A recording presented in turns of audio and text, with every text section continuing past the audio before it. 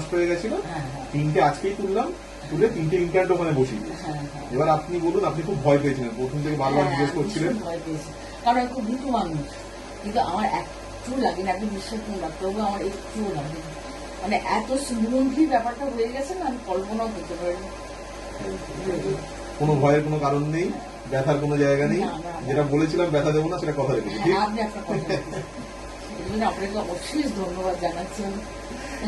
Thank you, thank you. এই ইমপ্ল্যান্টটা দেখিয়ে দাও, দাঁত তুলে দেখিয়ে দাও, ভাঙা দাঁত, তারপরে সকেট, দাঁত তোলার পর, তারপরে হচ্ছে আমাদের ইমপ্ল্যান্ট।